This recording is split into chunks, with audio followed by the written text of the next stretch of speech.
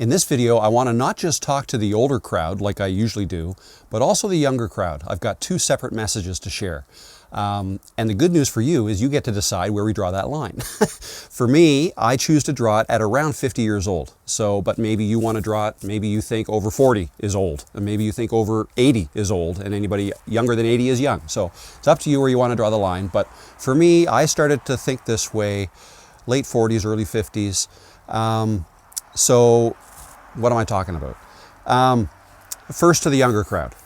Have you ever found yourself in a situation where you're at a party or a family gathering and somebody you know fairly well, but who's older than you, maybe quite a bit older than you, starts to tell a story that you've heard before. You've heard many times before. In fact, this person is known for telling this story over and over again, but you've heard it before, and perhaps maybe you don't want to hear it again. Or, I don't know, maybe it doesn't shine you in the best light and you just don't want to hear it. Well, I want to flip the script a little bit for you and try to put yourself in that older person's shoes. More often than not, they are not, I mean, this may be the case, but in a lot of cases, they're not telling this story because they don't think you've heard it before.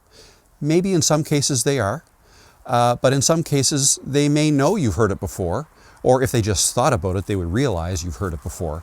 But try to think of it this way.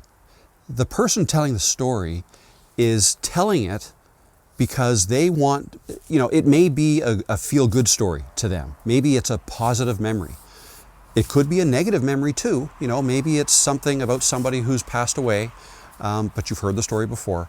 But maybe it's of an earlier time of joy, where they were having a really good time, maybe a great family memory, whatever. So my advice to the younger crowd is to let them tell their story, because in doing that, you're letting that person relive that story, and perhaps maybe that is what they want to do, okay? They're not necessarily telling it to you because they think you need to hear it. In a lot of cases, it might be that they feel good telling it, okay? They're participating in the conversation, and they're also reliving a memory, okay? So if you can think about it that way, and it took me a long time to realize that, when you're younger, you think you know a lot more than you do. You think you know a lot more than you do, but that's an honest thing, right? When you're younger, you don't have the wisdom that you will have when you're older. That's just a natural thing. Some people get wise earlier than other people, and maybe wise up to this sort of thing. But so if you can just give that to them, to the older crowd, that's like a little bit of a gift. And who wouldn't want to make other people feel good?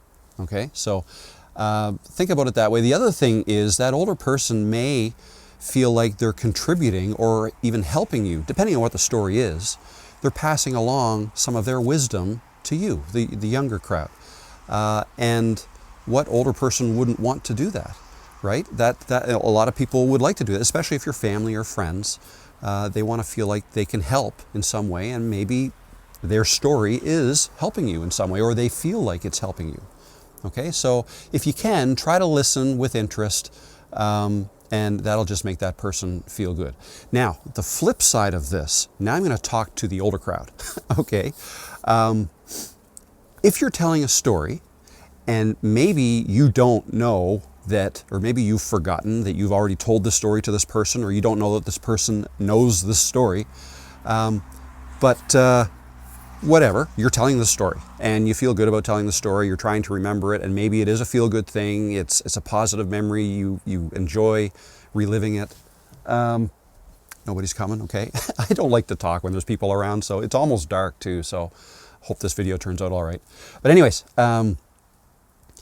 when you're telling a story like that, if the younger person says something like, "Oh, I've heard this before, no need to tell the story again," at first glance, that might be a little bit upsetting, in that, maybe you think that they think you're losing your memory, right? And you forget that they already know the story. Okay, maybe now you're feeling that, But regardless, even if you are feeling that way, try to put yourself in their shoes. Okay, it's not always about them, hoping they can put themselves in your shoes and you waiting for that person to wise up and get wiser and then they'll understand you. Just know that they're younger. Okay, again, younger could be 60, it could be 20, right? Whatever. But just know that they're younger and they may not be realizing this yet, that you just want to tell the story, and that it is in fact you reliving it. Okay, so their reaction is completely natural. They already know the story. I mean, when you're young, in your 20s, I know for me, when I was in my 20s, I felt like I knew a lot of stuff. Typically teenagers too don't feel like the older generations can teach them much, because the older generations, things were done way different back when they were younger. Times have changed. You now know everything about today's world. What on earth can the older generation possibly teach you?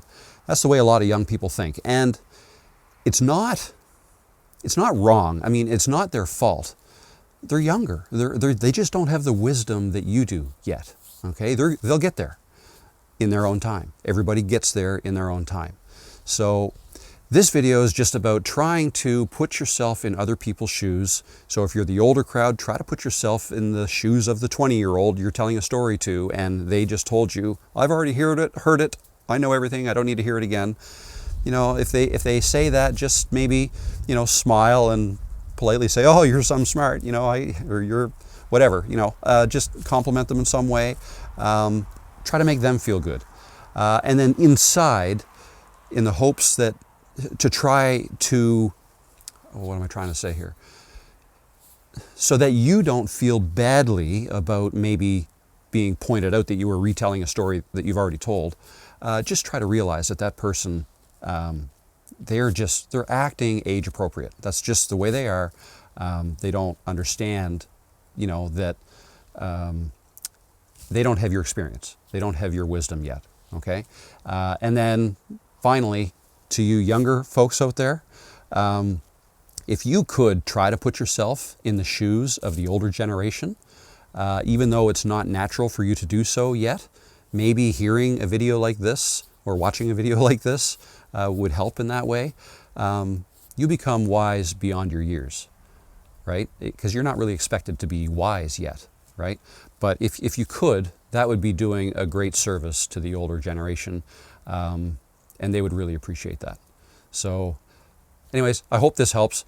I don't know if any younger generation people will be watching this video.